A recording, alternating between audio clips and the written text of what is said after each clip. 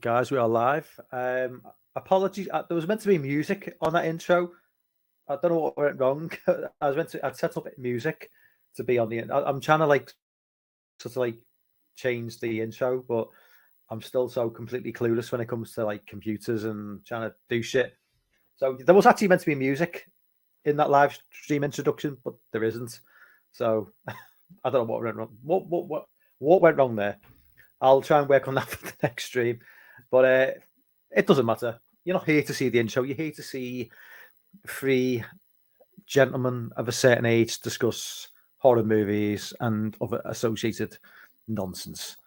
So let's not, keep the fans waiting. Let's just bring on the guests. First up from New York, we have got JT. New York representing the shitty state. What's up, man? New York might sue me for saying that. Yeah. It's funny. I forgot some stream that I was on like the other day, but like someone like said something about YouTube, and they're like, oh, "Sorry, YouTube," and I was like, "Me and Mike on the streams all the time, fucking badmouth YouTube. We never say sorry." Yeah. No, that's funny. I'm good. I am doing good. I was actually restreaming my game while you were making food, so I died though. You've been a pretty much permanent fixture on YouTube for the last 48 hours. Yeah, pretty much.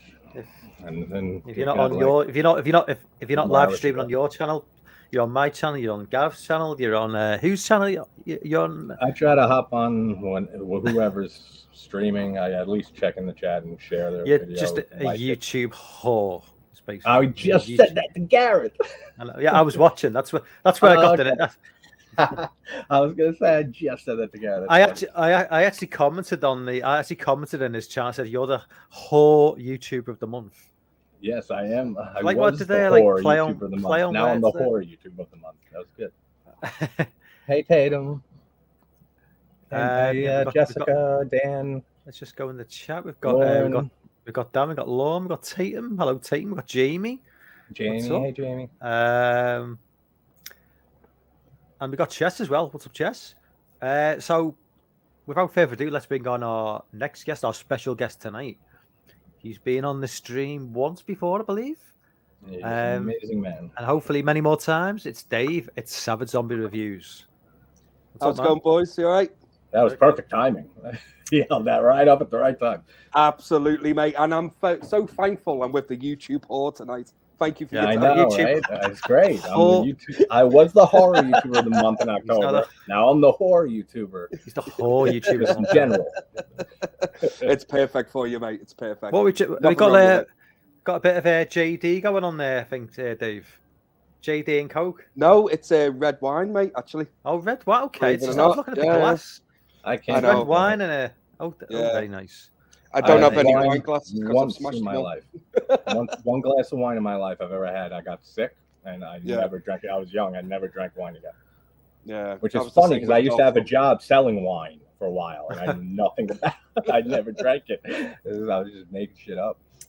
I like red wine. I'm not a fan of white or rosé, to be fair. I'll do like red wine. I like a nice glass of red.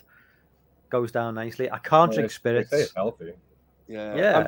I'm just a fan of wine, full stop. Doesn't matter what flavor it comes. I'm a Jack Daniels sort of guy. Yeah, I like Jack Daniels. Anything alcohol, I'm pretty much in. Right? Yeah. I can't drink gin. Jack Daniels, that Kentucky rubbish. Oh, come on, represent the wild turkey. Scotch, I like Scotch whiskey. None of this fucking American shite. I was giving the UK a hard time in Garrett's channel. Now Mike's fighting back in this one. Come on, Jim Beam, Jack Daniels, whatever. Come on. Yeah. Nice bit of nice Glenfiddich or a bottle of Jameson normally goes down well. Jameson's not bad at all. Jameson, that's Irish, isn't it, Jameson? It is, mate. Yeah. Okay. Yeah. Very nice whiskey. Irish. He's Japan. Apparently, Japan do some nice whiskies as well. Apparently, Japan do some nice whiskies.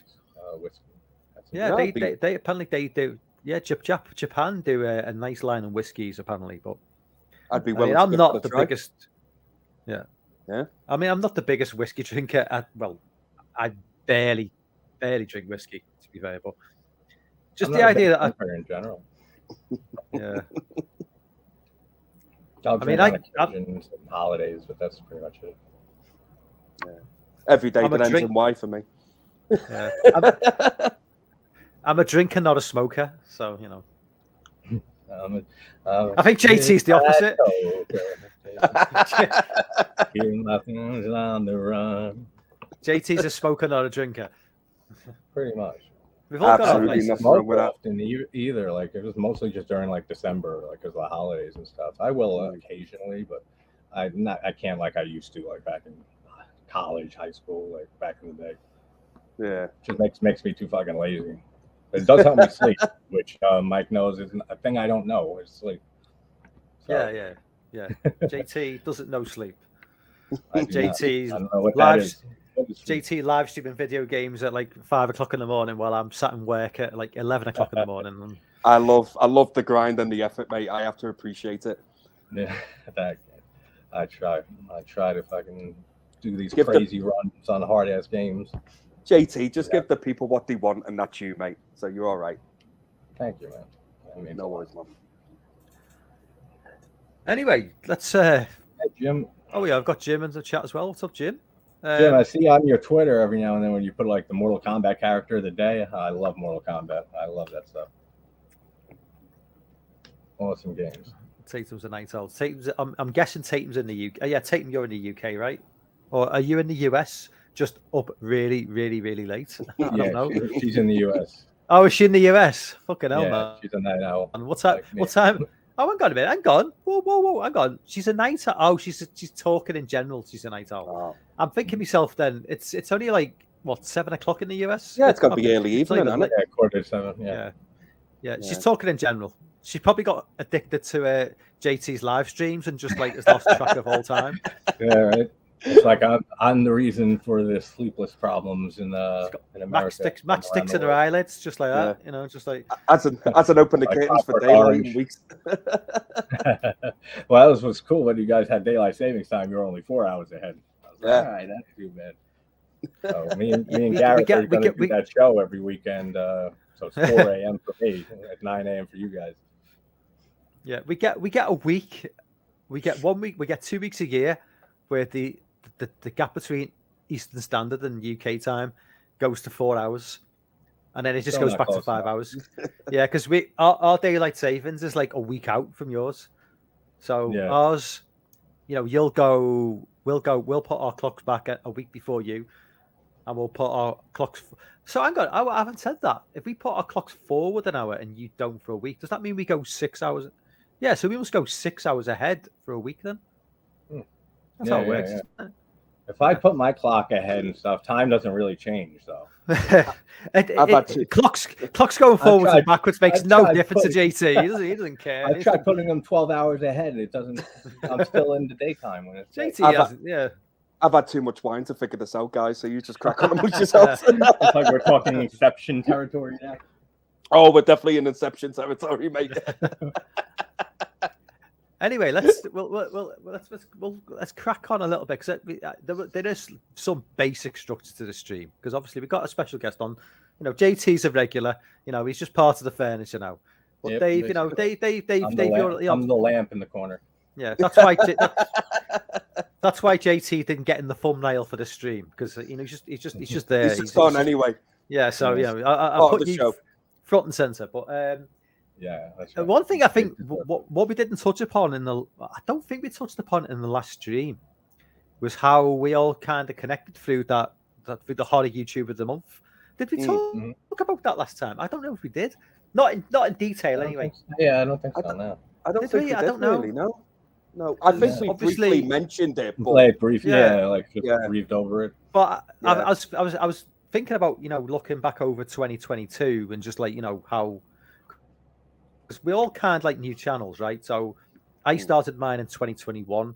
JT, you started yours in 2022. I started mine. Dave, did you start in June? Yeah. Basically. Dave, did you start yours in 22 or 21? It was either March or April 21. Yeah, so You started similar time to me.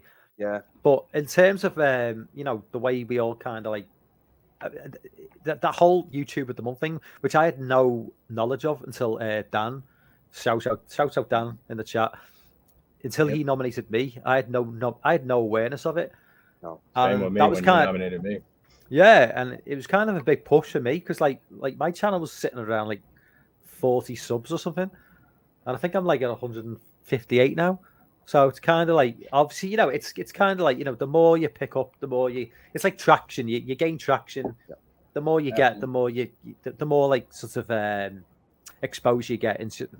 But yeah, in terms of like what that meant for my channel, and obviously like I nominated GT as well, and then GT. I mean, GT, you said yourself, your channel, for that. Well, yeah, I mean, it's like that's what took my channel and gained traction because of you nominating me. Yeah, same. Yeah, and but like say for me nominating you, but like, you know, as I say, it's all really in debt to like whoever started this thing, kind of. I don't know where the hell it went. How far? I don't think Dan knows how far it goes back.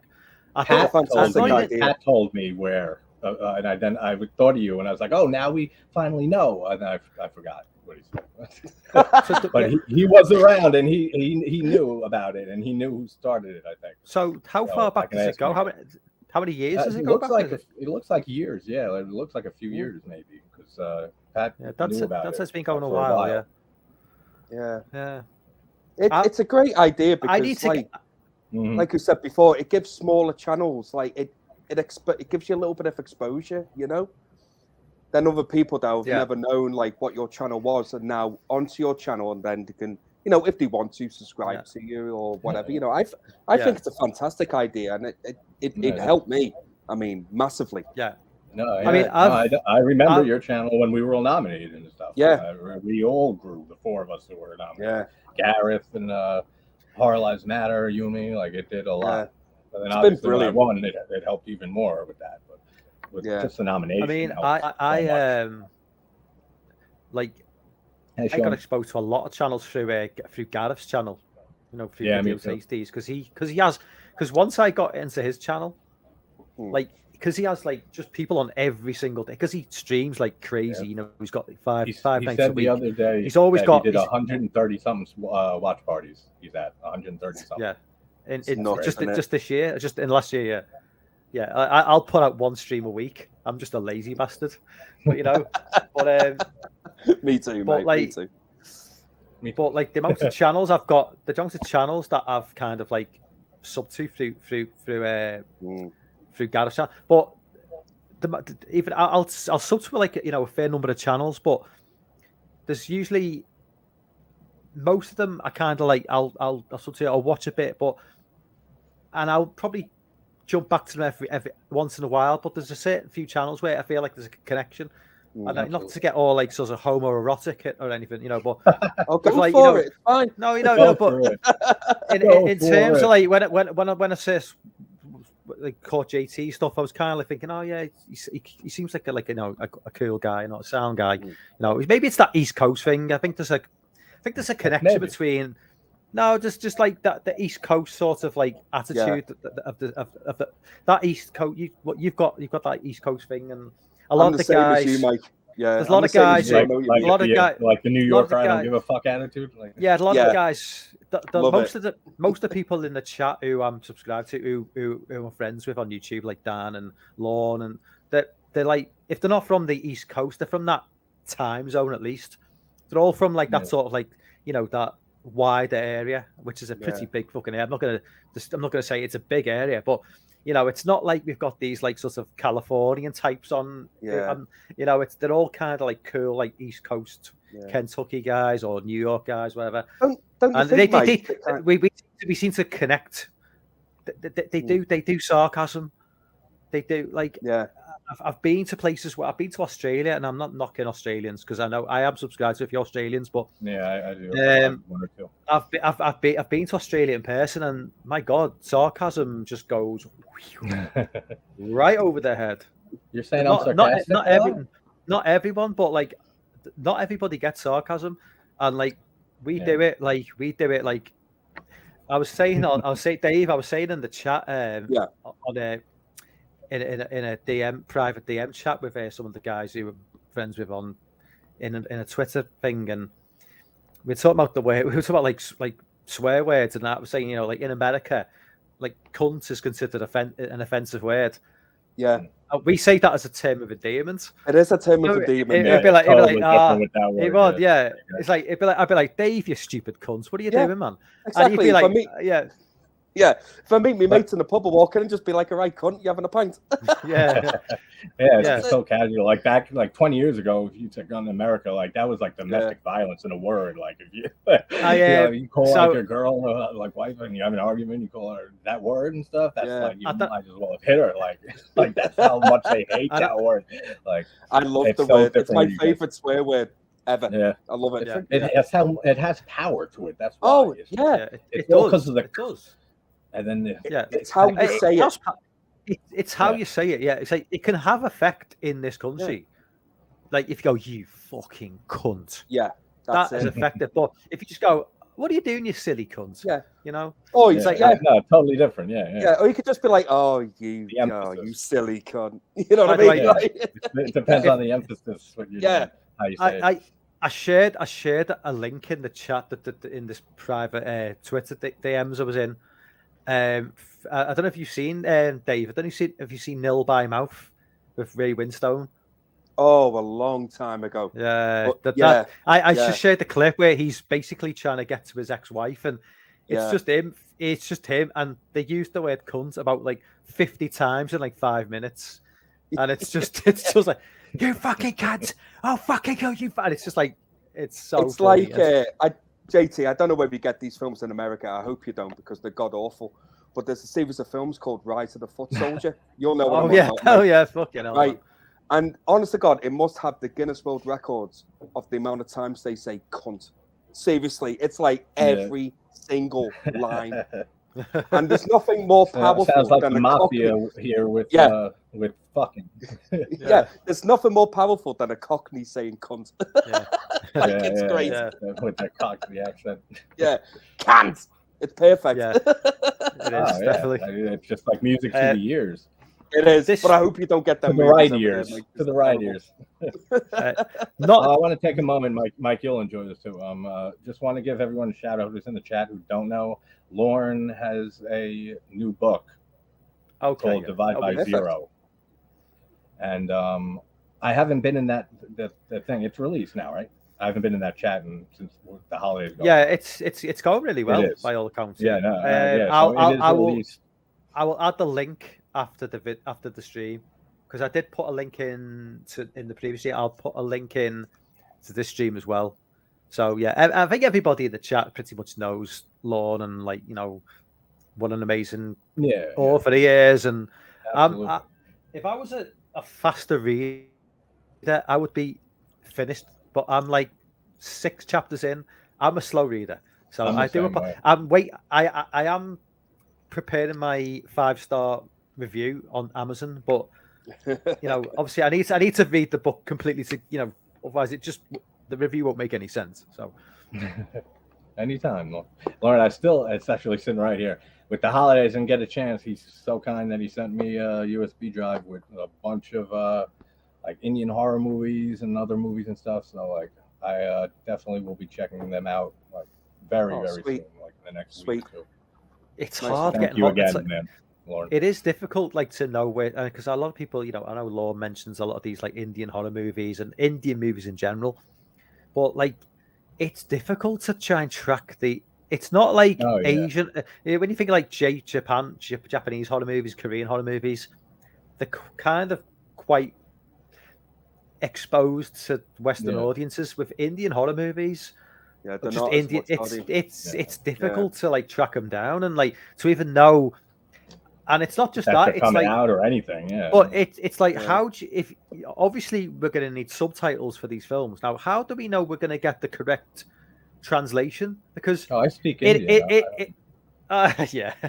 Well, I mean, I think India's got about numerous languages as well. It's not just one language. There's it's a massive country, so you need to know you're getting the correct translation for the film as well. It's you could be watching a film and it's You know, it's a completely different story than an well, actual you know, movie.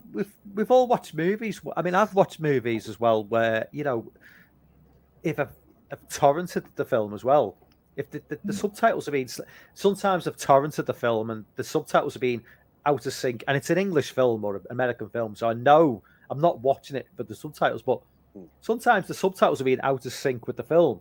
So if you happen to watch a movie which you didn't understand the language and the subtitles are out, it'd be like, what the fuck's going on? I don't know what the hell's happening. You know, it's just like potluck, isn't it? Yeah. So it's also makes your mind up. When you get like dubbed, like the movie Incantation that came out last year on Netflix, is it became in a few months like the most top selling, highest grossing Taiwanese horror film of all time. Was it any good? It's a found footage movie. It has a good concept to it and stuff. There's like some interactivity between the movie and the audience and you watching and stuff like that. Right. And then when that's a good feat. I mean, becoming the highest grossing in Taiwan's history. I can't name another Taiwan horror movie at all. So I don't know how big horror movies are there and stuff. I'm sure that it's decent, but there was two different versions on Netflix, and the default setting was the English dub version. Right. And the first 10-15 minutes, I was like, this is bad with the dubbing. I'm like, I can't take the dubbing. I was like, I wish they had the subtitle version. Then I Googled it, and it's stupid how they do it. You have to go to the subtitle settings and stuff, and then you could switch version to the subtitled one. I said, thank God they have the subtitled one, because I always like to see a movie. Either. Yeah, I don't either. I always like to see a movie in its native language. Yeah, absolutely, mate. I agree. I'm with you on that. JT, you saw what's that Spanish film with the fat girl who gets bullied? I watched it. Oh, Piggy. Yeah. I watched the dub version. It is the worst It's the worst acted. It's terrible. It is. Oh my God. That's probably why I didn't care for it that much, but it's not that good of a movie anyway. But it's not great, but it kind of makes it makes an average movie hilariously bad though. So what's that about? True. It's a Spanish movie. Go ahead, Mike. Yeah, she's basically this. She's a Spanish teenager, like 17, 18, and the cool kids at school or college, whatever. They make fun of her. She's she's overweight and she hasn't got any friends, and basically it's a small town and there's a local pool they all go to, and she goes there and she strips off to a bikini and she just gets laughed at because she's morbidly obese and that. She goes swimming, but basically, without spoiling, it's not really. The trailer spoils it anyway. But the cool kids basically get kidnapped by a psychopath. She sees what happens and keeps quiet because she's being bullied ruthlessly by these. Yeah. So and then as the film plays out on a basically the morals of should she say something? Yeah. Does she keep him out? And there's also kind of a strange sort of sexual attraction to the kidnapper as well. It was very weird. The film in general is just a weird film. I was thinking to myself at some point in the movie, because I've seen High Tension, the French movie. High Tension's great. Yeah, I was thinking, is this going to turn out that she's the kidnapper? And she's responsible. I thought that's where you were going to go with it. Actually, when you were talking, it's not, unless I've missed something. It's not that. No, it's not. It's not. Yeah. So the most important question is for it: is she Hollywood fat, or did they actually cast someone who? No. She is genuine. She is. Right. She is massively overweight. Because we always know when Hollywood tries to tell us someone's fat. This isn't that Brendan fucking what's his name? Mummy Returns guy. This is not that fat. Right. The guy it's not like Nutty Professor or fake fat. No. Okay. She is walking around in just bra and knickers. Oh, fair play. Bikini, whatever. Yeah, and she's just. Mike messaged me during it. He said that he can't take his eyes off the screen. I said, whatever. I love it. Love it. Yeah. No, to be fair play to her, she I mean, to do that. You know, putting yourself out there like that. Shut the fuck up, Dan. She's not 37. Is she? Wow. Shit. I would never have thought that. What? I know it was based off a short, too. Which she was also 37? In the short. They must I would never age. get 37. They must She's like playing a teenager in the movie. Like 18, 17-ish she's playing. She looks like in her 20s, top maybe? 21. Yeah. That's what I thought. I need to look this up. I can't need believe to see her face. So that's the film called Peggy. She was in the short that was based off of. She was also in the original short. Which honestly, I feel I didn't see the short, but I feel like it might work better as a short. I didn't know there was a short for it. Yeah, it was based off a short a few years before the feature length one. Kind of reminds me of Excision, if you've seen that, with Annalyn McCord and Tracy Lords, who both give a phenomenal performance in that one. Tracy Lords giving an amazing performance is not too common, but she kills it in that movie. But it was based off a short also. But the short's really good, and the movie I love, so it's different. What's up, Jess? I've just typed in Peggy, and it's took me to a 1950 movie. That's not the one. No, Piggy. Not Piggy, sorry. Like going. Not Peggy. A pig sounds like moo. Sorry, guys. Hang on. Here we go. I've got it now. It's the wine. It's all right. It is the wine, mate. You're right. So what's the young lady? Oh, do we know what the young actress is called? Well, she's not obviously not that young if she's 37. She's older than JT. Mate. Listen. Yeah. I would have never guessed she was that old. Mike, she's younger than us. She's young. She's How old is she? I don't really know who I'm looking for because I haven't seen the movie. But just type Piggy. You just need to look for the fat girl with curly hair. You get the picture from that. Oh, wait there. Okay, I've got. Yes, she is. She's 37 years old. Fucking hell, man. Yeah. She looks. I would say she looks that big. Oh, hang on. Wait there. I digress. Okay. She actually does give a good performance. It's hard to tell because of the dubs. Yeah, very difficult to tell because of her voice and stuff. But I can kind of tell while I was watching it that she probably in the native Spanish language like that she gave it. It's like why if they're gonna dub a film, why did they get the most generic bad actors to do the voices? It's just so like bad. It's like if somebody was gonna dub over us tonight, it'd be like, "Hey, Dave. Hey, JT. Hey, it's like what's they'll probably sound better. They'll probably sound better than us, Mike. Well, yeah, maybe. Right? They're like, wow, these three sound very professional tonight. Like, this sounds better than usual. This movie, guys, has got 91% on Rotten Tomatoes. Yeah, is that the critic score or the? It's the critic. Yeah, one, Dave, come on. Rotten Tomatoes, man. You know they give high scores to all that Marvel nonsense, and true. You know it's like, come on. Yeah, they gave 90. Like I know you've seen Megan, JT. That was sitting on like a 95% on Rotten Tomatoes with the critics. Come on, that's like it did just come out 2 days ago. So once you give it a month or two, when many more people saw it, it'll like even out. Like what are your thoughts on it, mate? What? What are your thoughts? What are your thoughts on the movie? Yeah. Without spoiling anything, obviously.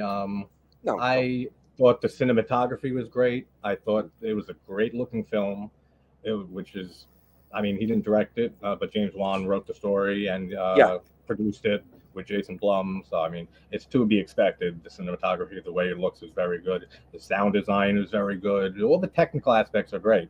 There's some great stuff in there and great ideas. I was loving it the first half or so. Then for me, it just fell off. Right. Like a decent amount. So, I mean, I still would recommend it for sure for people to check out because I know there's going to be a lot of people who like this movie.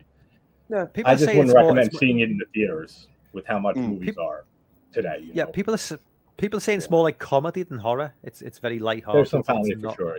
Yeah, it's not really. It's not a scary film in any way. It's rated PG-13, and they had it as R, and they cut it down to PG-13. So I really want to see the R-rated cut. See the proper version, then. Yeah, for sure. I've just not. I watched the trailer to it, and it just didn't interest me at all. Yeah, like It's like the Child's Play remake in a way, like how it talks to the commentary about AI and technology is all we rely on, and what happens when we rely on too much and stuff. I wasn't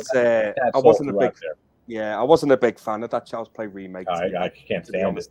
Yeah, and I love the whole Child's Play franchise. It's one of my favorites. Me too, mate. Me too. I even enjoyed the series. I love the series. I love it. After season 2, I got to catch up on because I wasn't caring for it. Like I haven't watched season 2 yet. It's not great. So I'm sort of like 5 episodes in. I'm struggling to get through it. It's not a patch on the first season, in my opinion. Yeah, the first season was amazing for me. The first was great. Yeah, it was very good. I mean, season 2, they even do like an entire episode where they just completely go. That's the episode that lost me. Yeah, full meta, where it's just basically, really. Oh, what's Jennifer Tilly. Jennifer Tilly is basically, that's what lost me. Yeah, that episode was so fucking bad, and then it's just that was the last one I watched. Yeah, I've not gone back to it since then. I haven't either. I don't like this. I don't like the whole setting of the new. I like the original setting from season 1. I don't like this the way they've gone now. I feel like they bottled themselves in a bit by putting that location there. The whole like with Lexi. Is it Lexi? The female lead. Yeah. The whole way they've kind of sexualized there as well was just found. That's odd. A little weird. Very odd. Because she is literally like she is literally a 13, 14-year-old girl. Yeah. And they've kind of like I thought this is Hollywood getting a bit weird for me. This is Hollywood doing well, we all know what Hollywood's like. We all know they like their Hollywood doing what Hollywood does, mate. Yeah, and it's it almost felt like Hollywood in plain sight, just doing like weird Epstein shit. So this stream's getting monetized. Not that I get monetized anyway, but if I was monetized, it's getting demonetized. I went hard on the Weinsteins in my early video on my channel for The Burning from the 1981, or was it 82? 82, I think. 81? No, it's 81. Yeah, that's one on my list. That was their first movie, the Weinsteins, that they made, that they produced and everything, and you could tell. Because there's so many aggressive men in that movie, basically like borderline rapists, or like they will become rapists, or like it's like you could tell that the Weinstein already at that point. Like, is Holly Hunter in that? Isn't Holly Hunter in that film? Yes, and Jason Alexander plays George on Seinfeld. I still need to watch. Yeah, I still need to watch The Burning. It's on my list of reviews to do at some point. I still need to see it. It's a classic. It's a classic. Tom Savini does the effects, and always, they're brilliant. He's outstanding, man. He's like a fucking hero of mine. Like, with how much I love practical effects, he's just the king. The reason he didn't do Friday Part 2 is because he was doing The Burning. Yeah, because he was meant to do Friday Part 2, but because he had commitments for The Burning. But didn't he also disagree with the fact that Jason was the killer as well? Yep. Yeah, because he created Jason, so he was like, wait, well, Jason's a boy. And he was like, it's such a dumb move to have Jason as the killer, but I think it's the best move the series did. Because look what it got. Lorne will disagree. Lorne, I know, loves the first movie. I don't mind the first movie, but it's... No, I don't either. Oh, come on. It's not my favorite. The sequels are better. They are. Yeah, it's not in my favorites of the series. Oh, by the way, Mike, unlucky for getting Jason Takes Manhattan for video tasting. He just... Unlucky, mate. Gav just DM'd me and said, how do you fancy doing Friday Part 8? It was like, was that the only option? He knew not to message me that one. He knew not to message me that one. I got Roadhouse and I went, I'll fucking snatch your hand off of that, mate. On it. I remember your review. But he just said Friday the 13th. So I was like, I had to then Google when the next Friday the 13th is because I had no idea. So I was like, oh shit, it's next Friday. Fucking hell, man. I didn't even know. I thought it was like in about 2 months' time. I was like, so basically, so next Friday on Video Tasties YouTube channel, I will be doing a live watch along of Friday 13th Part 8. Jason Takes Vancouver.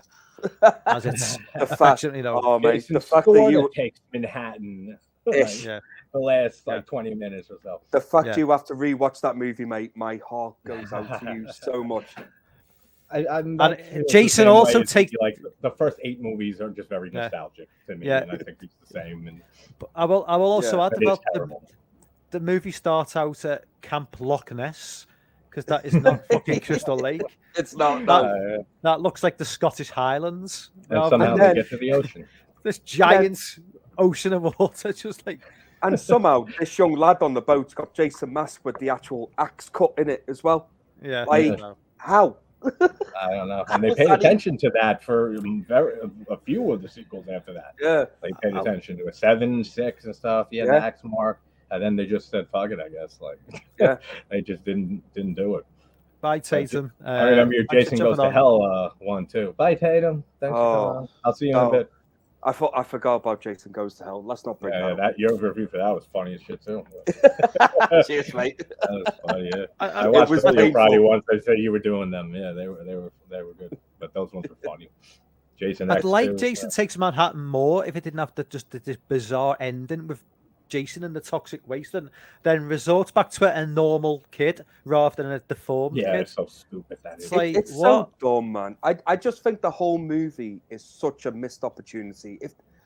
I feel like if they go back, if they couldn't do the budget for New York, scrap it and do a new idea with something else. Don't try and do it. Yeah. You know what I mean? If you can't do it, don't do it. Yeah, don't do it. If you can only get in Manhattan for 20 minutes, 25 minutes at the end, don't do the idea. Like, I appreciate them trying to do something different, because you get into part 8 of a franchise. I get it. You gotta switch it up. Yeah, but they could have done something different without trying to like do what they tried to do. You could still set the Crystal Lake and come up with a new idea. Mm-hmm. You know, and then they did complete. After that, they went with a totally different idea for Jason Goes to Hell. Went too much of a new idea. I'm actually interested, Lauren. What are your thoughts on Jason Goes to Hell? That's interesting. It's not even it's awful. It's a terrible Friday film. Like on my last rewatch when I covered the series, it's actually, if you take all the Jason stuff and Voorhees out of it, it's a decent body horror movie. Like the effects are really good. But that's not what Friday the 13th is. No, I know exactly. That's why it's a terrible Friday movie. Yeah.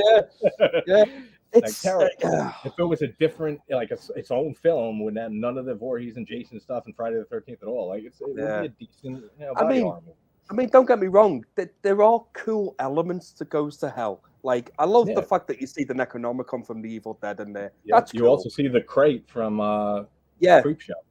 Yeah, and there's nice little things in there. And then everyone remembers that movie for the end when Jason's hand comes up.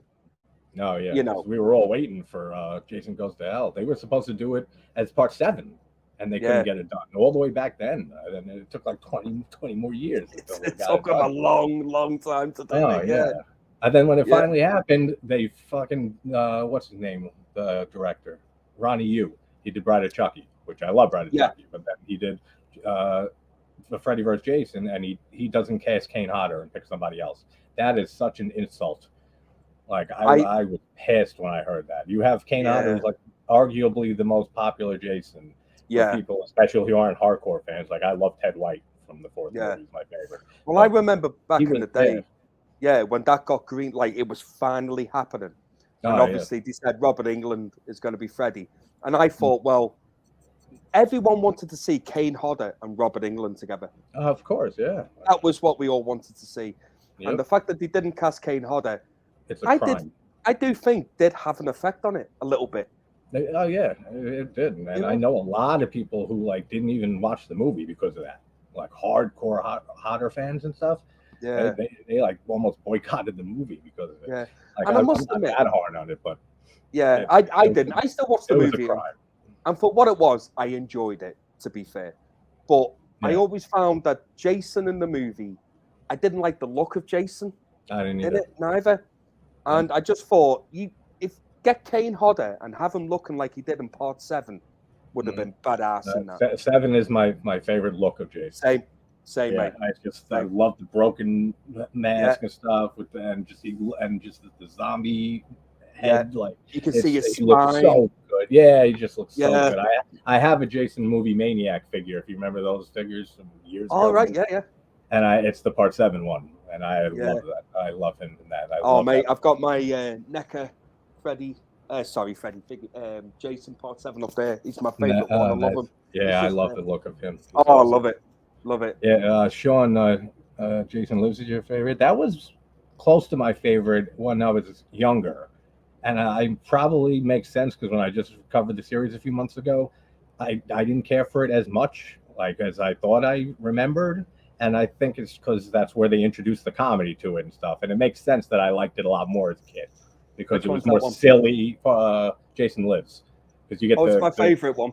Is it? Yeah. Yeah. I know a lot of people it's their favorite. 4 is my favorite. Not even just Friday, but just slasher film the whole time. Like that. Yeah. Friday Part 4, the final chapter is my favorite slasher film ever made. Oh, I wouldn't even argue, mate. I love Part 4. Like when I reviewed the Friday the 13th series, it was so cool because I hadn't watched some of them for a while.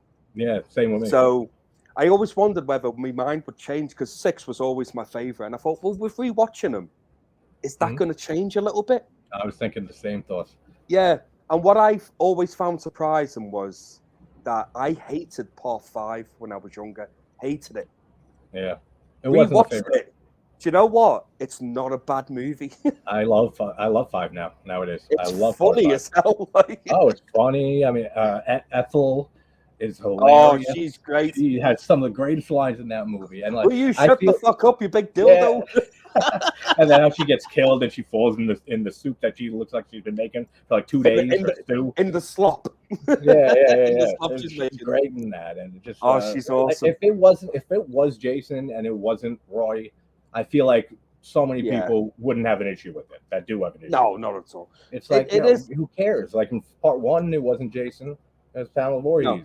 So it's like no. It don't matter like who it was. He still acts like Jason. He still kills people. You're still getting great kills. I think the mistake they made was, I understand why they did it, but they made them look too much like Jason.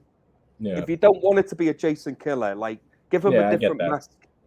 But I understand why it was just because he wanted them to think, oh, maybe Jason's doing the killings. But yeah, you know what I mean. They tried a little because with the blue instead of the red, but they should have tried more. Like exactly. like you said, it's like just the color change ain't gonna like make it that different. Like but I love Part 5.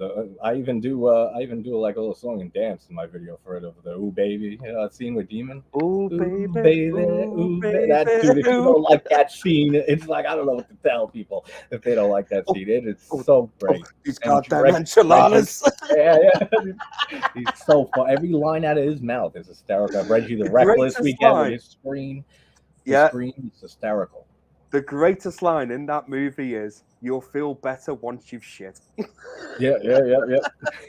It's so good. Like best line. I don't know why I didn't like 5 as much when I was younger. Like no, mine was the same reason as a lot of people's. That's probably the same thing. It wasn't Jason. Yeah. Which, and then I think, like you said, I think when you go back and look on it, it's like and especially like when you get older and stuff, it's like you start to see. Because you know more about film and have knowledge and stuff about what goes on and stuff more as when you're a kid growing up watching them. So like it just hits so much better for me. Like it's not even this past rewatch. It's been for years now that I love Part 5. But it take a while. It did take a while. Yeah, it was only just recent for me. Like I said, when I stuck it on, I was like, oh, I'm kind of dreading watching this. And I found myself really enjoying it. I think I gave it quite a positive review when I did it. I remember you saying that it was pretty good. And then when I saw your review for it. Yeah. But I love it. Like there's a lot of people who do not like it though, and I get it. Like, I do. Like I do still understand why, but I would urge them people that just rewatch it for what it is. Take the whole Jason thing not being the killer. Just take that out and just watch it for what it is. Yeah, take the you'll enjoy kills, the characters. It's a sleazy feeling movie too. Yeah, I think that's why I liked it. Like I remember the director saying that when he was doing the scene with the couple having sex in the woods, he's like, it took so long to shoot that. He's like, I felt like I was shooting a porno for like a day, like a whole day. Like, and it feels that way when you watch it. Wasn't he from like a porn background a little bit though? Am I just made that up? Say maybe. I said that actually in a video about Wes Craven, or some other director and stuff, but then it turned out being another one. Yeah, they did like softcore porn stuff, didn't they? A few horror directors started off doing that. Like the ones especially like from that started their careers in the 70s and early 80s. Because it was cheap. Then the slasher movies started taking off, and those were cheap as shit too. So they hopped on board with that and said, let's do horror instead of porn. Yeah. So freaking tits and ass gets you into horror movies, basically. Yeah, exactly. And they keep them in the slasher films, so we get the absolutely perfect. Absolutely funny. And, but yeah, no, Jason Lives is still it's still my favorite Friday the 13th. But then I would probably go up there for me. Yeah, but they're all quite similar. My top three are quite like nudging each other, if you know what I mean. Yeah. So I'd go like 6, 4, 2, and then the rest kind of like 2 is die off down the bottom. 6 is probably my third favorite. Yeah. Third and fourth is probably the original, maybe. But 4, 2, and 6, same with me. But it's 4, 2, 6, probably. Yeah. 7 is it's a shame how butchered it is. Mike said he's having Wi-Fi issues. Yeah, no, it's just we'll handle it.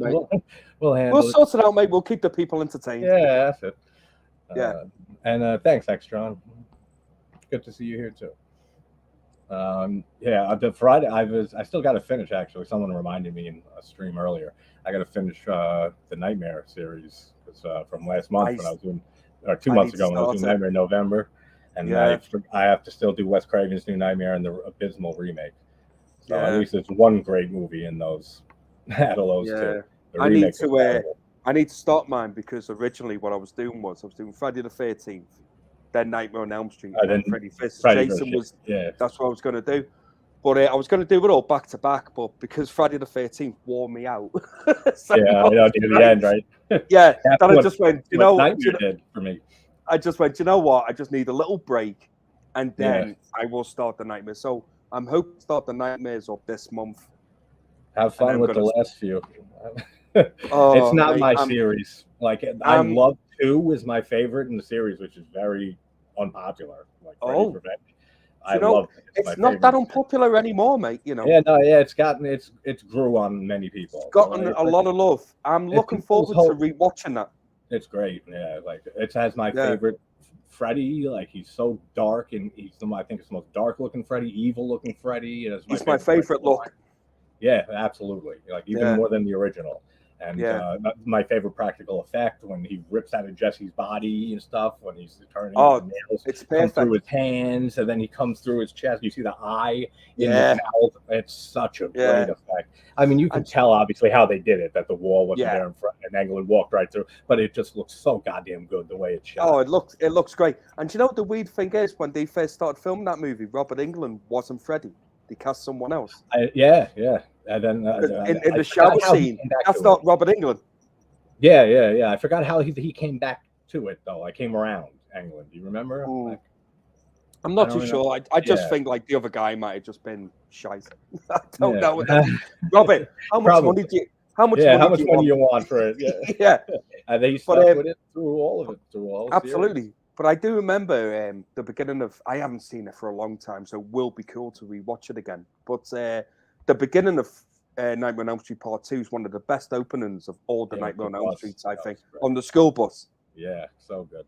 It's so creepy. As a kid, as a kid, that scared the living piss out of me. The beginning of that then you would think, like, if I get on school bus, like, is that shit gonna happen? Like, fuck getting on the school bus, mate. I ain't doing it. Right, I'm walking to school from now on. I'm walking. Freddy's gonna screw shit up.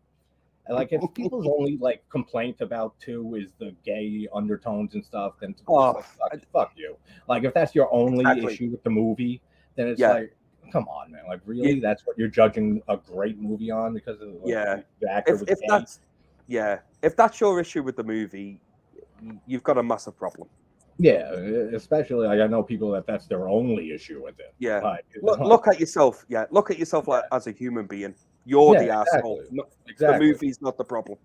Yeah, 100%. If you have you ever watched the documentary on 2 on Mark Patton on the actor? Do you know what, mate? No, I haven't. But Jim from Jim Retro, who's over on the Isle of Man with me, he's always been on at me. He's like, watch. Yeah, it's great.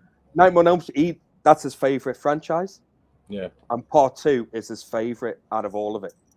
Good taste. And he's saying to me, like, please watch the documentary on it. It will change the way you view that movie. Mm-hmm. And maybe that might be a reason why a lot more people recently, in the last recent years, are coming around to it. They've seen that because it's awesome. Dream Warriors 3 used to be my favorite, like growing up. It's still like it's like 2, 1, 3, like on top of each other. And then 4, 5, and 6 are way. Yeah. Well, like is it really? I didn't realize how much I didn't like them until these last rewatches with them. Okay. Like I remember liking them better. That's interesting you say that. He just gets too over the top with his one-liners. It's just too comedic.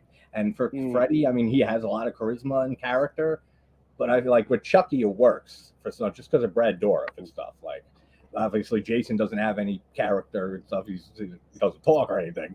And same with Michael and Leatherface. But like the two slasher icons we have with Chucky and that's what makes Freddy stand out, though, doesn't it? Oh yeah, for sure. He's just got attitude, like energy, and the attitude and the one-liners that are funny in the first 3 movies or so. Then it just gets over the top way, like he's a fucking waiter in one of the kills. In later movies. He's eating meatballs off the table. Yeah, and it's like, this is where they're going. Like, and 6 was terrible. And I've always never. It's awful. I understand what you're saying. I think at the moment, the way it stands for me now, my favorite is the first one. Yeah. I go 1, 3, 4, surprisingly. At this moment, I guess 4 is not as bad as 5 and 6. Yeah. Oh no, it's not. At this moment in time, I have a feeling rewatching it, that's going to change. That's actually cool. Then that you just went down that list right now, because now you can compare it when you finish. Yeah. It. I feel like it's going to change. I feel like when I watch part 2 again, that's going to jump up a lot now. I feel. I still think the first one will be my favorite. Yeah. I think so close for me. Yeah. I think part 4, I think might drop down a bit. Yeah, so I think for the reason why, when I was younger, I really enjoyed it. That's like what I was saying with Jason Lives for me. Yeah. Like the comedy aspect. You gravitate more as a kid, I guess, to it. Exactly. But then when you get older or something, you're looking at it, you kind of pick out like, this is a little stupid. I get the whole to it. And Freddy's more larger than life, you know. Whereas now, as I'm older, I feel like, and this is going to sound daft, if they do a remake of Nightmare on Elm Street, this is going to sound daft. But I actually think less Freddy, but more scary Freddy is more powerful. Oh, absolutely. Yeah, absolutely. That makes sense. Why the first 3 work for me so well. Yeah. Freddy doesn't have to be in every frame of the movie. You could have, say, an hour and a half Nightmare on Elm Street movie. Freddy's in it for maybe half an hour. Yeah, 25 make it worth it. Yeah, like the original. Like he's not in it too much in the original until the end. Yeah, he isn't. And in the second one, he's only in it for like 20 minutes. Yeah, and it's so. But it's powerful. And it has my favorite line from Freddy in that, and it's not a stupid one-liner. It's like, when the flames behind him, you were all my children. Oh, it's perfect. That's my favorite shot in the franchise, my favorite line in the franchise, all of that. But it's just not my series after the first 3 movies. It just drops off significantly. Until Wes Craven's New Nightmare, which I adore that movie. Well, that's it. You know, I've watched that once. I barely have any memory of it. So when I rewatch it in the series now, it will literally be it will feel like the first time I watched it. Yeah. So I'll be surprised to see where I fall on that one. It's great, and that's why I don't care for Scream and stuff at all. But like how it always gets praised for the meta humor and self-referential stuff. Yeah, it's fun, I guess, for some people, but like even just the same director, Craven, just did right before that Wes Craven's New Nightmare, and that movie's meta as hell, and it's so much better. And like Lucio Fulci's Cat in the Brain, which I know a lot of people, like Fulci fans, don't care for it. Mike says I can't get into my own stream. Is he really struggling that badly? He just commented, I can't get into my own stream. That's so funny. Oh, Christ, God. Yeah, thank you, Jessica, for letting him know. Yeah, Wes. Yeah, I think you'll really love Craven's New Nightmare because it's awesome. They change up the look of Freddy a bit and stuff, and like he looks terrifying again. He looks evil again. I like the look of him in I've seen the look of him in New Nightmare. I like that. Like they added the jacket to him. I think it's yeah, it's cool. To be honest, it looks great. Because the whole idea of the movie is that like it's that you're following like Heather Langenkamp in real life, and you see Robert Englund in real life and Craven and stuff. Is then it like it's a demon? Freddy lost. The demon has took the likeness of Freddy or something. It's kind of. It's that he he lost his like power and stuff because people stopped caring about him like after the 6th movie and stuff, like 10th until that movie. So it's like now they're like they're inadvertently giving him power back, and then he's able to come back and terrorize. So it's very meta, and then jumps into like the actual Freddy stuff again, and it works so well. Like it's definitely a fun watch. What Craven? Yeah, New Night. And Sean says New Nightmare Freddy is much closer to what Wes Craven wanted him to be. Yes, for sure. And yeah, the jacket is a nice touch. Like it is a nice touch. It is. JT, just give me 2 seconds, mate, and I will be straight back. I don't want to leave you on your own, mate. All right? No, I'm good. I've been on 3 streams today already. I figured it was. You go get your wine, man. I'll hold the fort down. But all right, guys, everyone's gone, so now we can really talk. Lorne, did you ever answer, if you're still here, what you did about Jason Goes to Hell? I didn't get to read it. Yeah, basically. Like I said, I this last rewatch of it was the first time I watched it in so long. Jason Goes to Hell, and I like I said, I thought it like if they just took out all the Jason stuff and it was a completely separate movie. It's a pretty decent body horror movie. Like it's nothing great or anything, but it can hold its own. Like it has good effects. I forgot if K&B didn't do the effects for that. No, they didn't do it. But whoever did the effects for that movie, the effects are pretty good in certain scenes, like for sure. Dan, I have not heard of Infinity Pool. I don't watch trailers or anything like that. That's why I don't do trailer reactions on my channel. I just love going into movies completely blind and not knowing anything about it. Shit, I gotta grab my charger. Now I gotta grab my charger quick.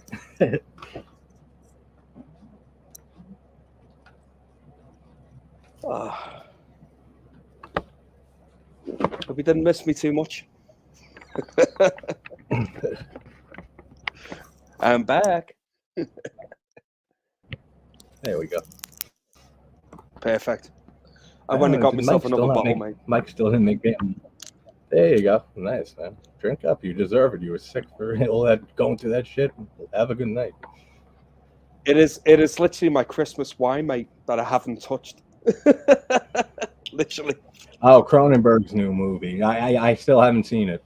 It's funny. I haven't done any Cronenberg on my channel, and when that movie came out, I wanted to see it, and then I was planning on doing a few Cronenberg movies, and then I just never got around to it. Like The Brood is one of my favorite Cronenberg movies. I feel like that's a very underrated one. The Brood. You like Cronenberg? Cronenberg? I'm not a big fan. Videodrome, The Fly remake. Yeah, I like The Fly. Yeah, no, it's great. And I like The Fly, but Videodrome, not really. It wasn't for me. I can see that. It's a very weird movie. Yeah. The effects are great, like in all of Cronenberg's movies. He's just like the master of body horror. Yeah, I appreciate his talent, like I do. You know. I appreciate his voice and what he brings to horror, but it doesn't resonate with me. That's what I feel with Clive Barker. Besides Candyman, which I think that movie is a masterpiece. Hellraiser never did anything for me. Mike's the same way. We never cared for Hellraiser. Like I like the first two, but they're not movies I'd ever just like throw on and say, "Let me watch Hellraiser." Like unless it's like a watch party or something and stuff. So like those never did anything for me. The Hellraiser movies, but same thing. I respect Clive Barker like a lot, to the fact that I actually bought one of his books for myself for Christmas that has a bunch of stories in it. It has the story Candyman is based off of. So I thought I'll read that one, and then I'll try reading some of it and try to maybe get into him a little bit more. Yeah, I find Clive Barker really interesting. He's for sure very interesting guy. One of my favorite movies of his. I don't know whether I think he did direct it, but he had something to do with it anyway. Nightbreed, but it's his version of Nightbreed. I think so, right? Did he direct? He directed it, didn't he? I'm not sure. I never really cared for Nightbreed. Oh well, there's different versions of it. Yeah, there's there's a studio version. There's like a producer's. Oh, version, then the cut. The producer's cut. The director's cut. Yeah, the director's cut is by far the best version of that movie. That's the one I see all the time on like Tubi and stuff when they have it on streaming services. It's always the cut, the producer's cut or director's cut, whatever it is. I'm looking right now if he directed it. And David Cronenberg, I know, acts in that. He's in it, yeah. Yeah, he's in that. Written directed by Clive Barker, yeah. Yep. Yeah. I think the studio really I gotta rewatch on that movie. It's a good film, mate. But watch the director's cut. Oh yeah, for sure. That's what I would say. Watch what Clive Barker wanted to do with that. Not the studio version, mate. It's horrific. You can tell like the studio fucked around with it. Yeah, massively. That's what why so many people. Well, it's not the only reason, but Blair Witch 2: Book of Shadows. It's a favorite movie, like a comfort movie of mine. I've seen that movie so many times in the last 20-something years since it came out. I don't like the Blair Witch Project. The first one, I don't like it. I love everything about it. I love the making of the Blair Witch Project, the marketing campaign they did, how revolutionary, obviously, it was with found footage for its time. It's outstanding. Yeah, like all of that, I love, and the lore about the witch and Coffin Rock and Russ and Paul, all that I adore. I just don't like watching the actual movie. Like it's a very weird film for me. I get that. Yeah, I get that. But the second one I just love, and so many people can't stand that movie. But the studio did the same thing. They fucked with that movie hard, and I'm hopefully going to have the director on in February, Joe Berlinger. I emailed him a while back, or like a month ago, or before the holidays, and talked to his secretary. And then she said that he's so grateful that you love the movie and that for your requests and stuff, and he's just real busy with the holidays. Yeah, and I was like, of course. And she's like, if you want, I'll give you the office number. Give us a call in like early February. I was like, all right, yeah, awesome. So hopefully I'll have him on. I hopefully might have the girl who plays Megan on in the near future. Oh, sweet. Yeah, I was talking to her on Instagram the other day. I took a shot at messaging her and stuff. She messaged right back like 2 hours later. I was told her I have a horror channel and stuff. I just saw the movie, and her performance is amazing in that, which is crazy. She's 12 years old, and like her performance is unreal in that movie. That's another positive of Megan. Like, which is a great performance by everybody. Allison Williams from Get Out and a few other movies did a great job too, and the main girl did also like a very good job. And I told her that. I said, I loved your performance and stuff. I said, I'm a little mixed on the movie overall because, I'm not going to fucking lie to somebody, like, even if they're in the movie. Like, and then it's weird being in that situation, like, because I've had, like, two, like, indie first-time found footage directors send me the Chest one, which thankfully I loved. Yeah. And then some guy saw my interview with the director at Chest, and he met the director at a film festival. And he has his own found footage movie, which I keep forgetting I got to watch. He emailed me and reached out to me. And he said, I'd love to send you a screener for my movie, and we're trying to find distribution and stuff. So I'm hoping I like it, because if I don't, I'm going to be honest. I'm gonna be like, honestly, I really didn't care for it. Like this thing, sound design was not good. And that's an awkward situation to be in. You know what I mean? Like someone going out of their way to be nice to give you this, let you see their movie, and then it just turns out not being good. I know, mate. Thankfully, I haven't been in that situation. I'm in a similar. Well, I'm in a situation where it's the Winnie the Pooh horror movie coming up. Oh yeah. I want to see that. Well, I've started talking to the guy that plays Winnie the Pooh, and he's a lovely bloke, man. Like he's a generally nice guy. Yeah. And I'm really looking forward to the movie. And in the back of my mind, I'm like, I really want to love this movie. You know what I mean? Like, it's gonna break my heart if I watch this movie and it's fucking terrible. You know what I mean? Because I'm gonna have to do a review, and I can't. Yeah. I'm not gonna lie.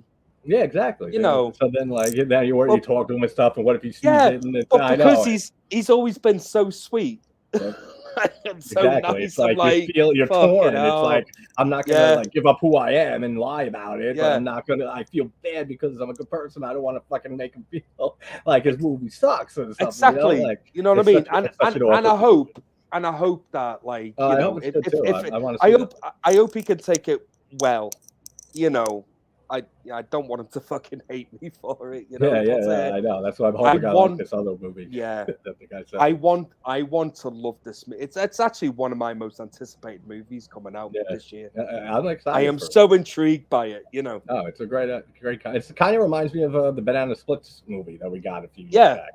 Like, like they do. I guess they just want to like ruin people's childhood and just like just keep making like children's shows and stuff back in the day into like horror movies. Apparently, the director of this Winnie the Pooh horror movie that's come up, he wants to do a Bambi horror movie, and I'm like, you're just sick in the fucking head. You know what I mean? I can't imagine a Bambi horror movie. It's already a horror movie. But yeah. So, who sent me a quick Echo? Sent it to me. Echo Cero. He sent me this. He said there's like a Bambi movie where Godzilla or something like is in it, and I was like, "What are you talking about?" And he sends me this clip. It's like 30 seconds long, and Bambi's just like sitting there and stuff, and then just gets squashed by Godzilla's foot, and that's the end. It's so funny. I was dying. Oh, it's so funny. I was like, that is hilarious. That's fucking, that's brilliant. I thought at first he meant like a full movie and stuff. I was like, really? What are you talking about? And then when I saw it's like a 30, 45-second clip, I was like, all right, let's see what this is about. I almost shit myself. That was so funny. Because I was not expecting that. Yeah. Mike says, if I can't fix it in 5 minutes, I'll use my phone. Okay. No worries. I don't know why I said okay. You can't hear me, Mike. Or maybe can. We're doing all right, mate. We're keeping it going. Yeah, we got you. We got you, mate. We got nice. you. So wait, are you getting some?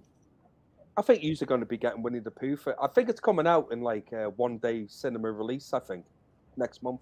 I'm not sure. I'm bad with horror news, which I got to get better with because me and Gareth are doing that horror news show now on weekends. You're a horror channel, JT.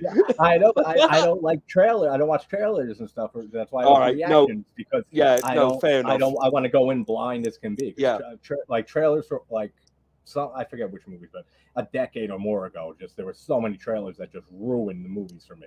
And from then on, I was just like, I'm not watching them no more. I just want to go. I get that, mate. But you know what? Like, with my channel, I've made a rod for my own back. I've got to fucking watch them now.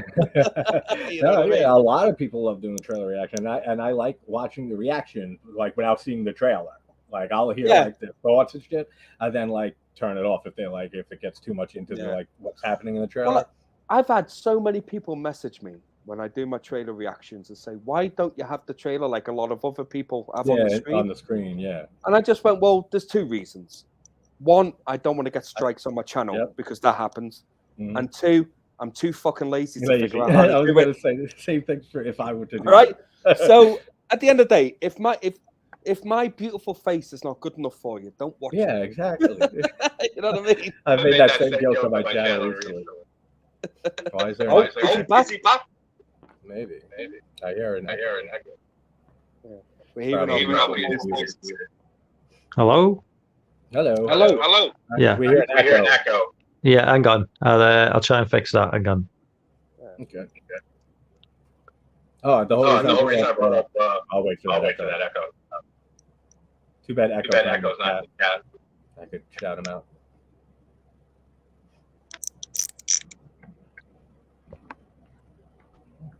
Just need to see his beautiful face. I said the same thing.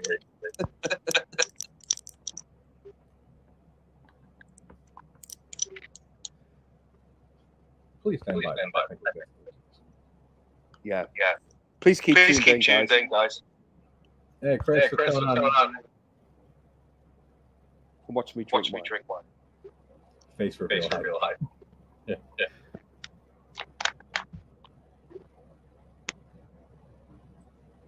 Yeah, we're waiting to see Mike.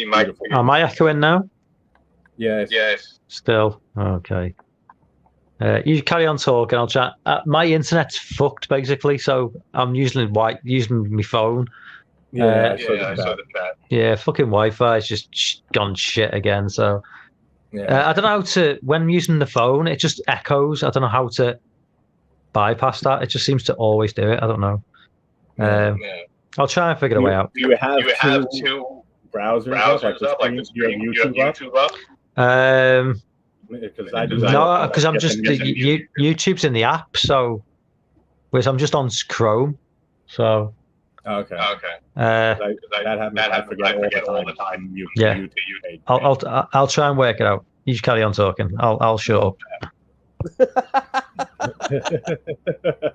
You do your best, mate. You do your best. I'll shut up on my stream. Friends asked I was getting hello. The whole reason I brought up Blair Witch 2 was go ahead. That got so fucked by the studios and stuff that you've seen it, right? I do not like. It's like not like the other Blair Witch Project or the one that came after it. Like it's not that footage. It's like a regular film, and it's like it talks about how everyone got obsessed with the Blair Witch, and then like these people going to a tour into the woods, and then they end up not remembering shit, and they end up killing people, and they fucked with that hard. The studios, like they wanted him to put in like these random gore scenes that made no sense, and like pretty much made you know immediately that the main characters are responsible for this, like so, and threw in like interview scenes with the cops like early on in the movie that weren't supposed to be there. Like no sense at all. And like the opening song was supposed to be Frank Sinatra's Witchcraft. They changed it to Marilyn Manson. Like it was like to cater, I guess, to the younger people and stuff like that at that time. And it'll be interesting. It'll be interesting to hear your interview with him, because like I'm in the camp of I don't like them. Yeah, I'm hoping. Like I don't. Yeah. But do you know what? I would like to listen. I'll send you a fan edit. There's a fan edit that takes all of the gore out, all that shit out that the studio threw in. It basically they followed Berlinger's director's notes and like changed the song back to Witchcraft. They took all the gore out, the early interview, stupid scenes and stuff. It's so much better. I love it as it is. But it plays so much better like that. I'll send you the link. Yeah, please do, mate. But that'll be interesting to watch your interview with him when it happens. I'm hoping it pans out. Yeah, just to get the gentleman's his perspective on it, and just to see, because it must be horrible for him as well, having like that vision of what he wanted, nailing it, and then the studio just going documentary. Nope. Yeah, we're doing this now. Yeah, that's got to be so terrible to be a filmmaker. It's got to be frustrating to him. And then obviously he had to film those gore scenes in his backyard, like right before the movie released, to put those stupid gore scenes in there. The studio wanted in his backyard, and then obviously seeing the reaction to this movie, which was like it weren't good. That must have been soul destroying. Oh yeah, I can't imagine. Like to do that, and like they brought him on like because he shot a documentary like a few years before that. Yeah, and like he's I don't think if he did anything before that really. Like I think maybe he did that documentary, maybe he did other documentaries, but they brought him on. Has he carried on with his career after Blair Witch? I'm honestly not too sure. I'm gonna look that up for you. I think he's done a few other things, but nothing like in the horror genre or anything big and stuff like that. Because like he wasn't really a horror director, like, but they brought him on because he did that documentary, and they thought they brought him on basically. I'm definitely bringing that up with him and stuff, and I'm sure he'll say like what we're expecting him to say. Like I just couldn't. I hated what they did to him. Like I'm sure he'll say it. Oh, because I would too. Yeah, that's like gotta be the worst thing. Here he is. That also happened. That beautiful face. Here he is. You're right, mate. He made it. Am I still? Am I echoing still? Or? No echo. Very little. Nothing like before. Very not little, as bad as what it was before. Like totally dealable with. I'll talk slowly. My Wi-Fi has just decided to just completely hack in. Yeah, mine's done like that a few days every now and then. Mine does that too. Mike, that was like the first time I came on the stream with you. I had this problem, so it's actually nice that it's happened to you now. It's just it's weird. Like it's my channel, but I'm like an observer, just like in the chat. All right, okay. You know what I mean? It's like when my thing freezes and I have to get out for a little bit when I'm streaming and then come back in, and then they hold it down, whoever's on. Never had so many issues. Yeah, Talk internet in the UK is shit. So there you go, Talk. Fuck you. Yeah. Virgin's expensive, but it's better than this crap. Yeah. Well, anyway, Mike, we were talking about Blair Witch 2. What's your thoughts on that movie? Yeah. Book of Shadows. Yeah. It's okay. I'd say it's better than the Blair Witch from 2016. Oh, but no. No. Am I the only one that thinks this film's fucking terrible between the three of us? No, I don't think it. I don't think no, there's people in the chat. I think they were saying it. Lorne actually likes it. I know Lorne loves it. Book of Shadows is bold and smart, but that's largely its problem. It's too ambitious. But of course, I love that. And it was too different. Like you can't win with sequels, especially the big hits. And so like the Blair Witch Project was a monstrous hit. It's like because you're damned if you do, you're damned if you don't. It's like if people want the same thing in the sequel, you give them the same thing, and they're like, "Oh, that was too similar. I want something different." You do something too different, and then they're like, "I wanted the same stuff. Like this is way too out there." So it's so hard. You can't win either way, really. That's got to be a lot of pressure to deal with. But I really did not mind the 2016 sequel. I actually quite like it better than the first movie. Okay, yeah. I like it better than Blair Witch. Thank you. Yeah. The scene with the voodoo doll is awesome. I didn't like the fact that you did actually see the Blair Witch, though. You should never see her. Yeah, the crazy long, elongated thing. Yeah, people were saying they're not sure if that's the Blair Witch or might have been something else and stuff, but the kid has a deliberate line where he says when she was hanging that they put stuff on to elongate her limbs. Exactly. So it's right there in the movie. So it's like that was the witch. So I don't know what the lights are about. Like it's like a UFO landed. Yeah, it's weird. At the end, I don't know what that's all about. So like, I was like, I guess the aliens is an explanation. Like Blair Witch was an alien. Yeah, right. Like because I've heard people say like the Blair Witch is the woods themselves. Yeah, well, they kind of played with. Makes sense. Yeah, they kind of played with time as well because like days when it was like dark permanently, like more than. They did, just like Grave Encounter. Like in the original Blair Witch, at least they acknowledge like night and day. So in the morning they come light.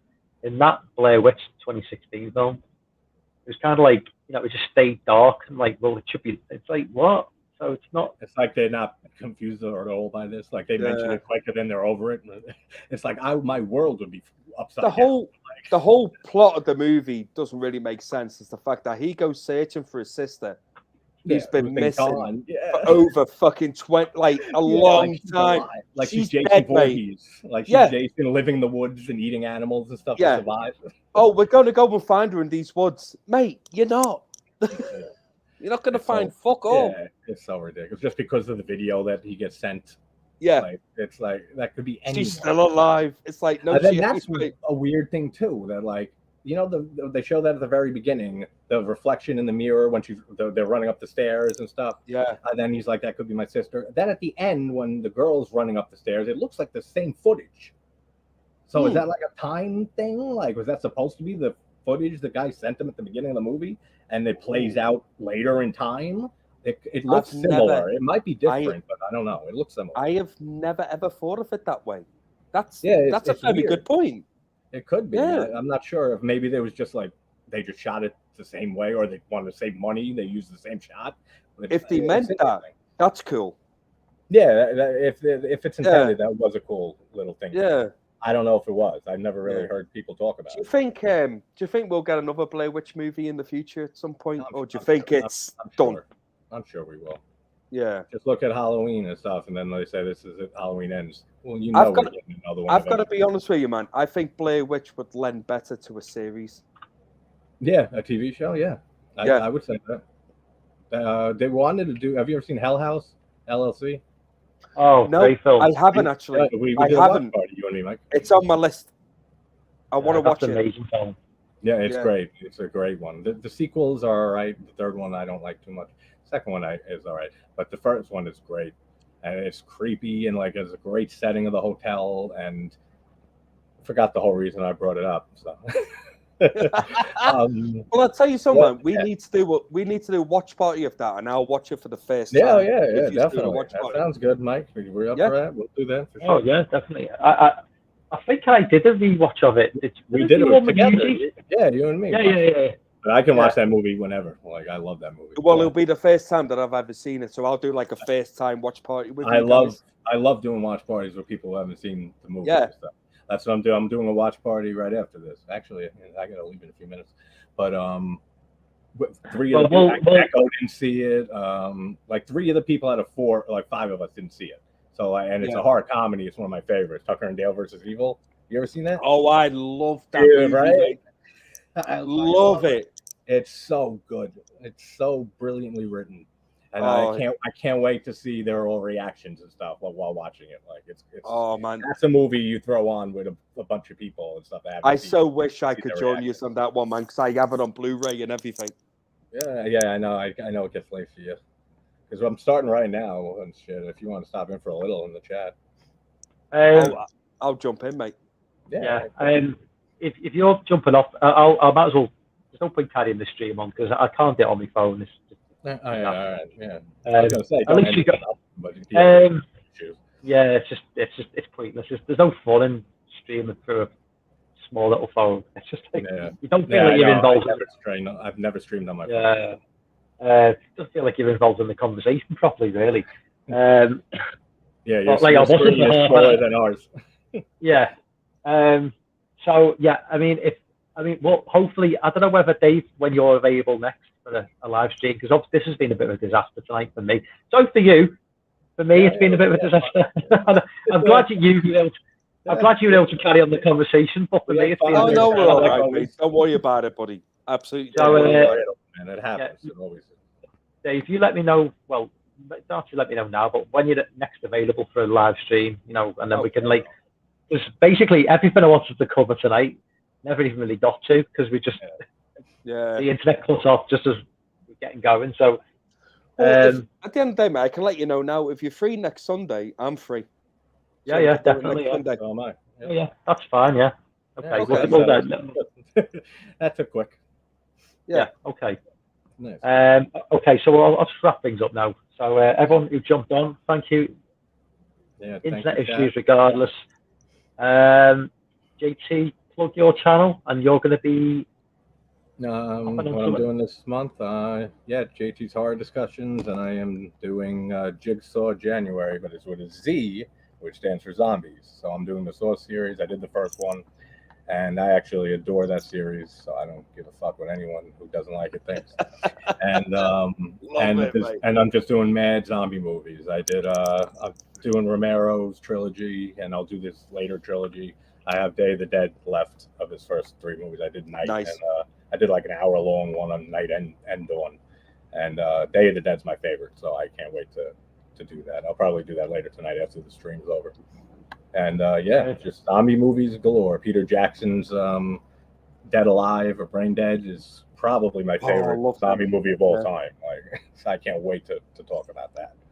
Yeah. So what are you doing on your channel, Dave? Well, I will eventually have Silent Night, Deadly Night Part 2 review out, which I blame me for getting ill because I fucking hated it so much. It's funny because you were saying before that, you're saying like I'm hoping to get these reviews out for the holidays and stuff. Yeah. If they don't happen, I tried my best, and you did. Yeah, I did. That film made me ill. That film is so fucking bad. It can fuck right off, right? So if you haven't seen I fucking like. Some people say it's one of my favorite bad movies. No, the film can fuck right. No, it's a bad movie. It's not 40 minutes of that movie is the fucking first one. That's lazy shit. No, it's terrible. Right. It's almost like Puppet Master: The Legacy, the clip show. Yeah. So anyway, that's a glimpse of my review. It's going to be a rant. Right. So I can't wait. I'll have that out soon. I'll have that out soon. Obviously, I'm going to start the Nightmare on Elm Street series. So that's what I've got coming up. Mike's echoing as well. Yeah, he is. There you go. Oh, hey. Sorry, guys. Well, sorry. That's all right. We finished our channel plugs. What are you doing, Mike? streaming next week with us. Can't wait. Yeah, I'm definitely up for next Sunday, guys. I'm free. Yeah, we mentioned me and Mike earlier and stuff. So we'll do it next week, and we wanted to hear your like top films of last year, like rundown. Oh, you want? Stuff. All right. Well, so I'll get on that next. Yeah. I'll get on that. Me, Alexi, and Mike did our top 10 lists for a stream, like right after Christmas or something like that. So it'd be awesome to hear yours. Yeah. So my internet's just come back on right at the end. There he is. There he is. Perfect. There he is. Yeah. So let's go another 5 Comes minutes, back on. Mike, while you're here. I got to run, but no worries, mate.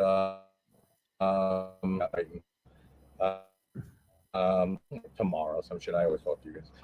But thanks, chat, for showing up. Make sure you guys like the video as usual. And absolutely, Dave, Mike, love you guys. I'll see you guys soon, man. I love you, Dave. Okay, later, man. Mate. Later, buddy. See you later. See you later, mate. Yeah, that was a good timing, wasn't it? It just comes on right at the very fucking end, man. It's always the way, mate. Do you want to carry on, or? Yeah, just carry on, mate. Yeah, carry on. Mate, I'm all right. Just give me 2 seconds while I go for a pee, man, and then I'll give you that back. I'll catch up with the chat who have missed for the last hour. No worries, mate. I'll be back in literally 2 seconds, mate. Overlapping Echoes is a sweet band name. Yeah, apologies for that, guys. Locked out of my own stream. Who'd have thought it? Oh, the internet, the Wi-Fi. This Wi-Fi company I'm with now, they're a little bit cheaper, but they're a lot shitter. It seems to be come midnight, maybe midnight on a Sunday, it's just their time to do maintenance work, and they think nobody's using the internet. And completely forgetting that people like me are live streaming, which just completely fucks everything up. So yeah, if you're in the UK, talk internet is complete shit. Stick with Virgin, a lot better. A little bit more expensive, but a lot better than this. I miss so much of the chat. I don't know what everyone was. I know there was something about Blair Witch and shit, but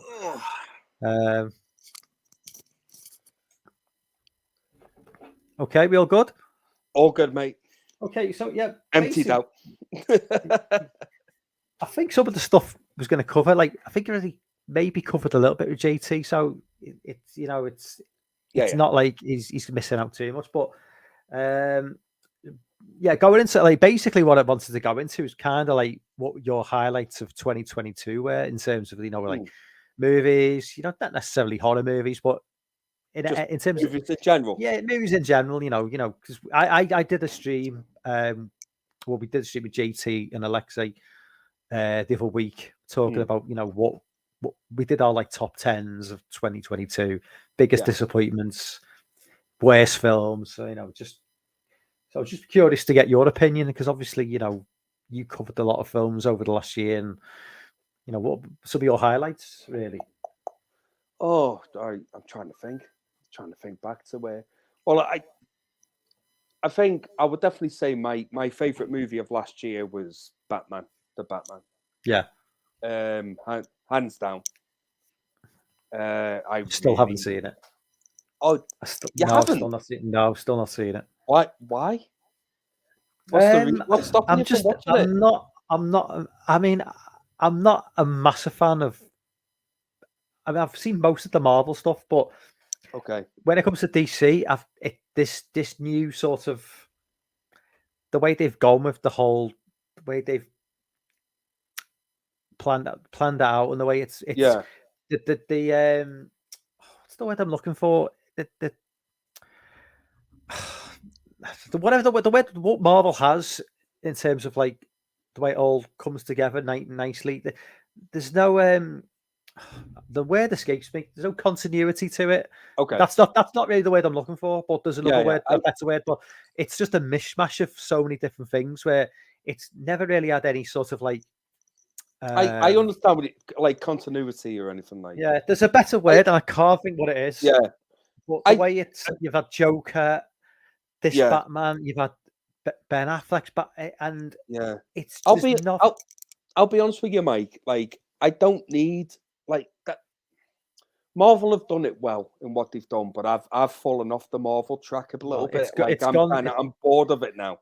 Yeah, it's Phase 4's being a disaster. Yeah, it's whereas not being good. With DC, like every film they do basically is like quite separate, which is I like. I know now they've got James Gunn. He's going to try and make it all a shared universe, which I'm not a big fan of. Like, if don't do it. Like, just keep your stories separate.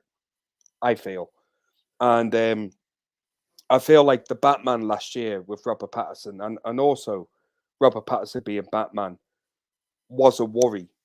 He absolutely knocks it out the park, mate. Like he's so good. Like, you know. And the movie is brilliant. And also what I like about it is obviously from being from the Liverpool area like yourself, you just spot the Liverpool's bits in it, which I quite like as well, to be honest with you. I mean, so Liver building front and centre, you know. And George's Hall. Yeah. So it's quite cool that Liverpool was Gotham for a Batman movie. I like that. But it was definitely heads and shoulders my favourite movie of last year by a mile. By an absolute mile. Did you obviously? I'm guessing you did like Joker. I mean, I did. Joker's a difficult one for me. Yes. Overall, yes, I liked it. Oh, but would I ever watch it again? Nope. Yeah, I mean, that's the thing with one. The thing about DC, which they do have over Marvel, is that they're not afraid to like be a little bit more edgy and a little bit more, you know, to go places to Marvel. The MCU would never go. They do. The MCU does play it very safe in what they do, and but it works. DC, it does work. It does work, but it's starting to fall off now a little bit. I mean, I feel like it is. Yeah. They kind of like everything was building up to like Endgame, and now Endgame's out the way. It's like, where do you go after that? And they're trying to like build. If they try and build up something new now, it's just not going to work. It's like I feel like that's what's happened with me, Mike, because like I was really into it all, and then it got to Infinity War, and I love Infinity War. Loved that movie. And I watched that, and I was so like, Endgame was my most anticipated movie of 2019. Like, it was, no other movie could compare to that movie in my eyes. And I watched it, and it fucking floored me. Like, I loved it so much, and it was such a perfect like tie the ribbon at the end kind of thing for me. Since then, it's been difficult for me to get back into it. Because Endgame was just such a powerful, like, not full stop, but that was it. You're not going to beat that in my eyes. No. Well, the thing is that once they've gone with like Thanos and like, you know, trying to destroy half the galaxy or the universe, whatever it is. So how do you top that? It's like they need to just go back to more small scale stories. Like they went with like that Eternals, whatever that nonsense was, where like these people are more powerful than Thanos. Like nobody gives a shit about and nobody gives a shit. Nobody gives a shit about them anyway. No. Nobody cared about them, and then I will always be interested, mate, in like a Spider-Man movie because I love Spider-Man as a kid. Yeah. You know, I'll always be interested in the Spider-Man movie. Like, I'll probably give Guardians of the Galaxy 3 a watch. Yeah, I'll probably give the next Ant-Man movie a watch because I'm a big fan of Paul Rudd. Other than that, mate, I have zero interest in what's happening. I mean, as well, it's like I was saying, they've got to keep going up in the ante, up in the scale of things, and that Doctor Strange movie in the multiverse. So it's not enough now to be like, it's just dog shit. It's shit. It's not a good film, and it's this idea now that it's not enough to just be like a threat to the galaxy. Now it's like there's threats in multiverse. So it's just like, where does it end?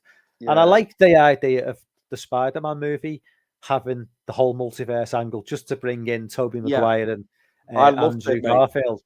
I loved it. On a small scale, that's okay. But like when you start having like stuff going on constantly in the multiverse, it's just it loses like that sort of like that. You know, that the thing about the Spider-Man movie, especially Homecoming, it's a quite small scale thing. Yeah. You know, which a lot of people like. And No Way Home as well is more about him just, you know, he goes back, reverts back to the old Peter Parker, and like, you know, the ending where, you know, she's forgotten, she has to figure who he is basically to move on, and it's like little small things like that. But this whole, like, you know, grand scale end of the world, you've got to reserve that just for like something like Endgame, and you can't be putting that in every single fucking film. You know, it doesn't. No. People just get jaded by all that thing, and I also think, mate, there's just too many TV shows as well. Like, I can't keep up with it all. Yeah. Like, you have to watch She-Hulk and then this. Yeah. I don't want to watch She-Hulk. I don't give a shit.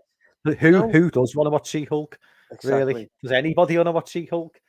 No. I've not watched. The only MCU TV show I had any interest in was WandaVision, because I thought that was doing something different for like at least a few episodes.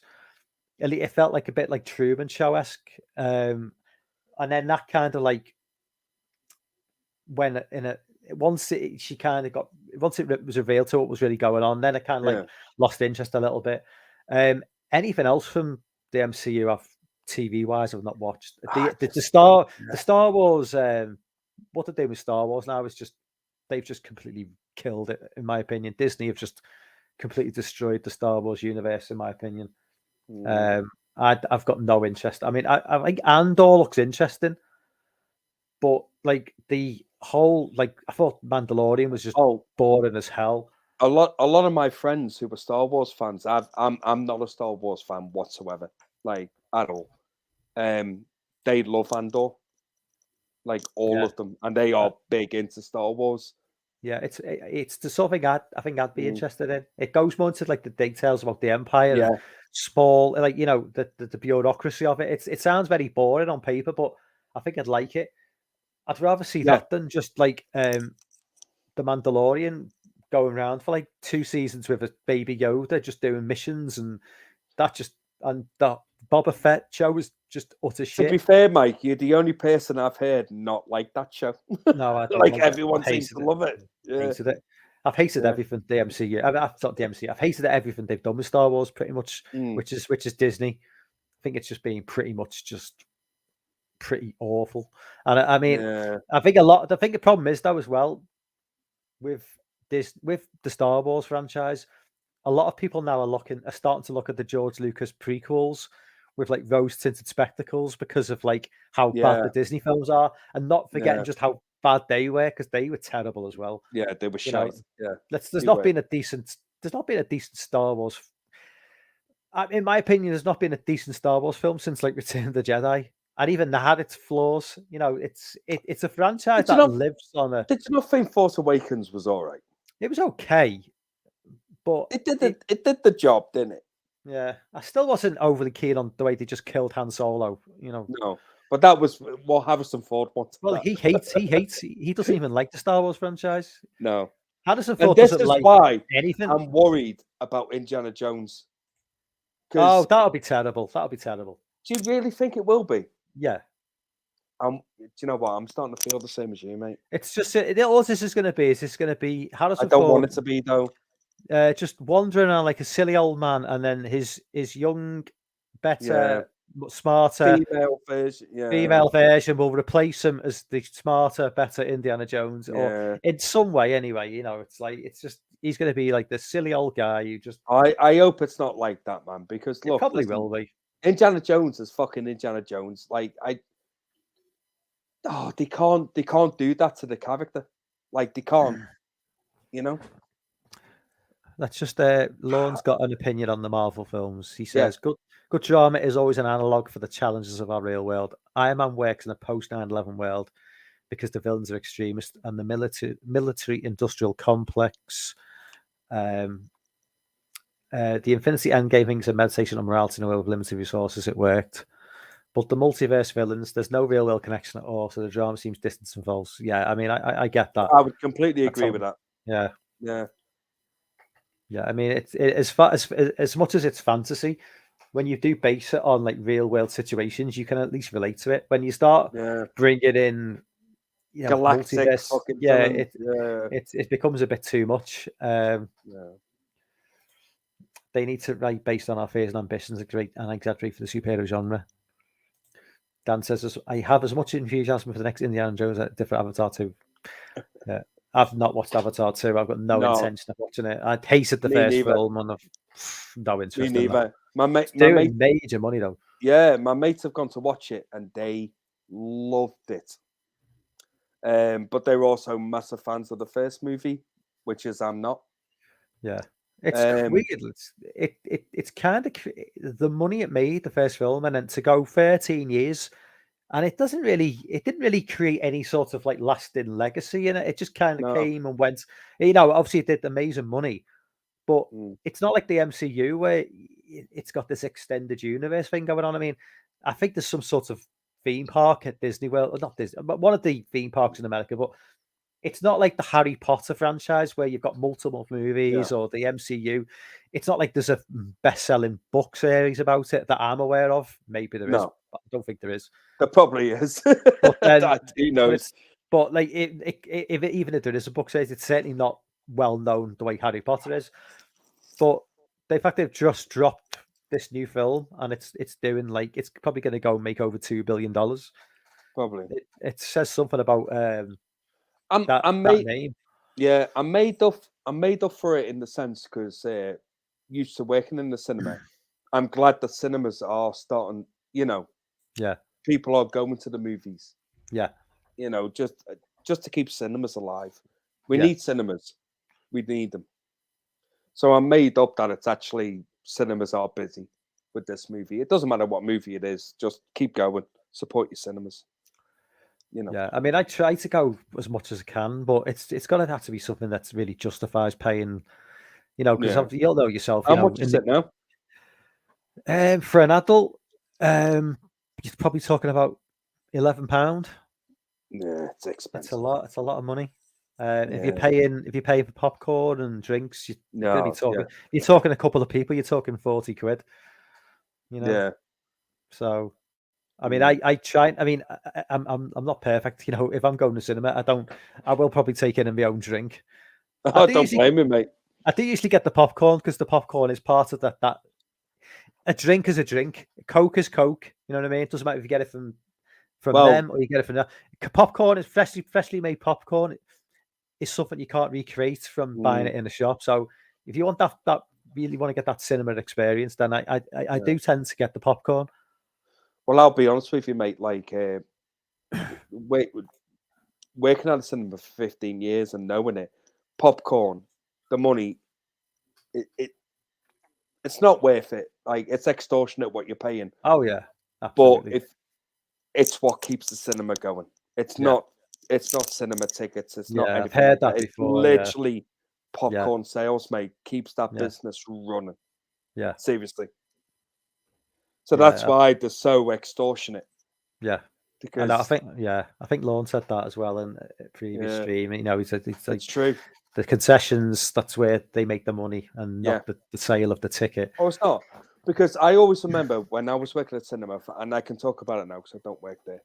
But like when Force Awakens came out, Disney wanted 90% of the ticket sales straight off. Yeah. 90%. And I think there was a point where, was it Odeon weren't going to show it? At one point, they made a stand. He went, nah, this is fucking bullshit. If you look back on it, I think they did. Yeah. And they generally wanted... I saw it in an Odeon, so they obviously did back down at the end. But... Yeah, they backed down, but they wanted 90% of the ticket sale. It's like, you can't fucking... Disney, you're already fucking billions, you know what I mean? Yeah. And he really tried to fuck cinemas over with that, and then they proper back down, and then it went to like 85%, which is still a lot. Yeah. But yeah. Anyway, just I thought I'd bring that up.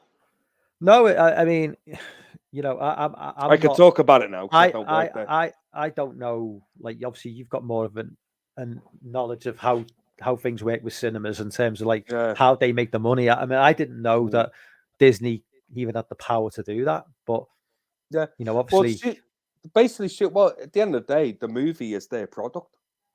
Yeah. So they can dictate how much they want to. Yeah. You know. So I suppose you're obviously. Yeah, I never really thought of it that way. You're bent over with your pants down, basically, half the time. Yeah, and Disney is there, with a 12-inch cock, just that's right, ramming it right up your ass. Yeah. Yeah. I mean, and they've been doing that. Yeah, I mean, like Disney have always become almost too big. They've just bought up they've hoovered up everything they wanted and destroyed a lot of franchises. And I mean, I don't know where they go next, because when you've got that much responsibility and you've got that much on the books, it's there's going to be a point where you probably make sense to maybe start selling some of it off, because the MCU, I say, it's not going to continue to make money the way it has done in the past 10 years. No. Eventually, it's that gravy train is going to stop, and it's probably already on the wane now. They've used up all the big stars of the MCU. They made stars of Iron Man. They've used up Thor's on its. You can't replace Chris Hemsworth. Not in the next 5 to 10 years. You'd have to wait 20 years. You can't replace Robert Downey Jr. tomorrow. You'd have to wait for a certain amount of years, and in all that time, you're going to be losing money. So I don't know where they go. I lose track of what they own. They own so many IPs now. They've obviously got Star Wars and Marvel. I mean, there's obviously numerous other ones which I'm not even aware of. It's basically whatever George Lucas owned that they bought off him. So whatever he had. So they got Pixar as well, haven't they? But yeah. So all the Pixar stuff. But I've not watched a Pixar film in fucking years. I kind of think, I know they still do mega money, but I mean, Pixar doesn't seem to be quite at the level it was 10 to 15 years ago. Certainly in terms of since the Toy Story movies have dried up. I mean, I don't know when was the last really big success they had in terms of an animated film. Well, I could be completely wrong, but last year, didn't he? Apparently, Lightyear didn't do anything. Yeah, because Lightyear went woke, so that's fucking failed. So I haven't watched the movie, so I don't know what happened. What happened in it? Nah, they've just thrown in social commentary on it, like they've been doing with a lot of stuff, and the minute you start doing that, you're just gonna lose. You're just gonna alienate, part of your audience. And Disney have been doing that for a long time. Certainly with the MCU as well, and it's just that's why. People wonder. It's they've got these executives of these companies, and they wonder why are we losing money? Why are we losing money? Oh, hang on a minute. And then the audience tell them why they're losing money, and they just keep doing it anyway. And then they wonder why Top Gun Maverick makes nearly $1 billion, because Top Gun Maverick was a movie that had no social agenda, just wanted to tell an old-fashioned story. Yeah, Tom Cruise is. It's not like. If Disney had hold of the top, they would have made him a bitch. Yeah, he would have been. He would have been a bitter old man. He would have been like Luke Skywalker in Force Awakens, or like a bitter old man, a failure. Yeah, he would have been replaced by a younger, better female version. Who knows better than him? Yeah, so it didn't matter what he did in '85. No. Yeah, but no, they didn't do that. They made him. He just. It's such a good movie, man. Yeah. And it made a shit ton of money, because that's what people want to fucking see. Yeah. And that's just why I fear for Indiana Jones, because they should make him in this movie. He is the character. He's badass. Do not make him a bitch. And I fear this. Especially with that actress that's in it. I forget her name. Oh, she's Fleabag. The tall, Yeah, I'm not a fan of hers, man. No. At all. I hope she's had no input in the script. She probably has. She'll make Indiana Jones a bitch. Oh yeah, she'll just be some crazy feminist who because she did it with James Bond. Yeah. No, because she was involved in the script for fucking. Yeah. And I did not like that movie. James Bond crying. Yeah. Well, apparently the next James Bond is going to be in touch with his feelings. Oh, that makes no sense. He's a fucking assassin. For fuck's sake.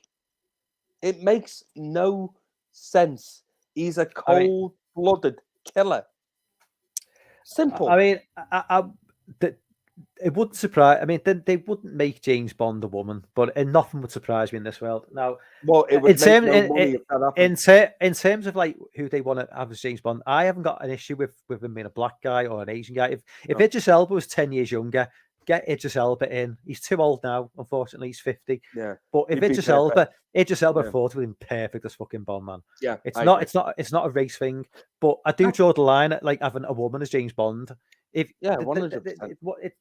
issue I've always had with these, we need to get the female representation with all this stuff. It's like, create your own IPs then. Stop fucking stealing IPs. If you want a female James Bond, fucking create one. Go out there and fucking make one and make money off it. Don't be stealing Ian Fleming's fucking creation. Yeah. And trying to take, you know what I mean? And nobody's going to fucking watch it anyway. Nobody's going to fucking watch it. It would, if they made James Bond female, the box office would die. Of course it would die, and the studio must know that. They know that. They do know that, but they're terrified that the fucking social justice warriors who like constantly fucking complain about shit. Like, do you know? Fuck these people so much. Like, fuck you. I don't care. I don't care if you're in the live chat and you are one of them. I don't give a fuck. I don't care. I'm sorry. Did you see? It was Dan. I don't know if you subscribed to Dan on YouTube. He's a Cockney guy. He does like he goes like hunting down like DVDs, Blu-rays in like flea markets, you know, and charity shops and that. And he erased his entire channel, you know, and then restarted it. And he basically came out. He said, you know, I was sick of like not being the person I wanted. I wasn't being honest to myself. And he basically was a situation. He goes, you know, I'm gonna call what's his name? What's her name? The one who had the sex change. It was in like she was like Hard Candy. She was in Juno. Elliot Page. Yeah, Ellen Page. He said, yeah. I'm not going to call Ellen Page Elliot Page. I'm going to call him Ellen Page because she's a biological woman. And he goes, and if that offends people, I don't care. I'm sick of like, you know, he basically said that I deleted my previous content because I wasn't being truthful to myself. I said, you know, I'm starting the channel back again, and like I'm going to be honest to myself, and I'm not going to lie. And if the snowflakes don't like it, they can go fuck themselves. And I'm like, yeah, fuck you, stand your ground, man. You know what I mean? Because on this channel, I've never fucking backed down. I've always spoken. You haven't actually, mate. No, I've always, I've ranted up against the snowflake culture. I don't give a fuck. If you don't like it, if you're offended, go fuck off. I don't care. I'll say what I think. And you know what? This is meant to be the fucking horror community. You can't. There's no room for fucking snowflakes, man. Like Terrifier 2 as a woman getting her arm ripped off and like acid poured in her fucking wounds. Do we want Terrifier? Do we want the next Terrifier film to be more PC and like have more I don't know, representation for like I don't know, it's just like no, mate. You know what I mean? It's like are we going to tone down? Are we going to tone down the next Terrifier film because people might be offended?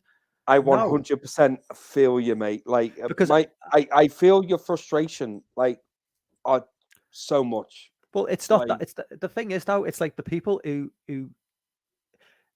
might stand for this like sort of like snowflake culture and like they say, oh, but we've got to think about this, that, and the other. No, we don't. If you like something like horror, it's like, well, maybe they haven't really come for horror yet, but they'll come for it in the end. And then you'll be like, well, where were you? Did you stand up for the rights? You know what I mean? Did you stand up for horror, or did you just sit back and go, let them cancel that? You know, because it's like I've always said, like like I grown up in the 80s. Yeah, we laughed at people who tried to cancel things. Yeah, and it was like there was people like Mary Whitehouse, like this. Could you imagine? Old, yeah. Could you imagine woman in the 80s? The shit happening now, happening in the 80s. No, could you imagine? The people for, would it? But the thing is, though, the people in the 80s who were like kind of like edgy, the cool ones, were like all like the like left wing comedians, the left wing sort of like people in pop culture. They're all like left wing, like what in America would call Democrats, what we would call like more like socialist types. Yeah, but it's like the left wing now are kind of the ones calling, because I've always considered myself left wing in terms of like rights for workers and stuff and that. But when it comes to like cancel culture, it's like the left wing have really taken on the cancel culture thing and going, this is what it should be. We should cancel this. This should be censored. And I'm like, back in the 80s, you would have been like mocked and laughed at. Yeah. You know, I would mention Mary Whitehouse, like the old woman from the 80s who wanted everything, who wanted everything to be shut down, cancelled. This is offensive. I don't want this. She was just laughed at. She was laughed at by young people. Yeah. Now young people now seem to be like, oh yeah, don't agree with her. Oh, I'm all offended. Oh, they said the naughty word. Oh, that offends me. Oh, I'm triggered. Yeah. Oh, fuck off. If she was out now, mate, we're fucked. Yeah, she'd be fucking. You never get anything. Yeah. No. I was watching. I fucking like that. I don't know if you used to watch the In-Betweeners like I did. Yeah, I loved it. Mate. Yeah, In-Between. Loved it. Yeah, fucking hilarious. It's so just like typical. I was what school was, mate. Yeah, and I was like 30 when it came out, probably like 32, but I still loved it. Yeah, it was like kids. It was teenagers being teenagers. They used to call if someone was stupid, or something was shit, they call it gay. They call each other homo. That's what teenagers do. Teenagers still do it now. That's what teenagers are like. But he was saying, the guy who played Will, he was saying, it probably wouldn't be made now, and it wouldn't be made now. No, it wouldn't be made now because it would be just like watered down shit. Yeah, there'd be no like F-bombs, no like saying gay or homo or anything like that. It'd all be like, it's just so depressing, and it's one of the funniest TV shows of the 21st century. Oh, you know what I mean? It's brilliant, and I love the movies as well. I've got to be honest. Yeah, the movies are good as well. The movies are great. It's fun. That's all it is. It's just fun. It's just jokes. And at the end of the day, what frustrates me is that someone will take offense from a joke in something and expect, the world to listen to them, and everyone else should not be able to experience that joke or that movie or that show. Fuck you. Who are you to tell me what I can't fucking enjoy in my life? Yeah. Do exactly. Mate, it winds me up. It fucking winds me up. If you don't like it, don't watch it. Don't tell me I can't watch it. Ricky Gervais says it best. Ricky Gervais, when he winds me up. Ricky Gervais says, it's like, it's offensive to you, but, you're one person, It's like, exactly. What's offensive to you is funny to someone else. Exactly. So it's all about opinion. Opinion doesn't mean whether you're right or wrong. It's just your opinion. Yeah. That's all it is. So anyway, I'm not getting into it. You touch a nerve on it. But it pisses me off so fucking much when people are just so fucking like, oh, I don't like it, so no one else can like this. Go and fuck yourself. There you are. That's where I stand with it, mate. I agree 100%, mate. I'll probably will wrap things up in a couple of minutes because I think if you're available next week, we'll probably go from scratch with like a sort of 2023 preview. If you're right with we'll that. Do that. Absolutely, buddy. Yeah, absolutely, mate. Yeah, I mean, if it's not because it's like 25-2 now in the UK, so I don't mind, mate. I love the fact that you make nights though, don't you? So you're kind of This is my perfect time for me. Yeah. I like streaming late, but when it gets to sort of like starts heading towards 2 o'clock, my eyelids start to just droop. I love how we got a comment. Halloween ends offends me. Yeah, you're right, mate. It offends me as well. we don't want to cancel though, do we? That's the thing. No, absolutely not. No. Yeah, if anybody wants to watch it, they're perfectly available. They're perfectly free to watch it.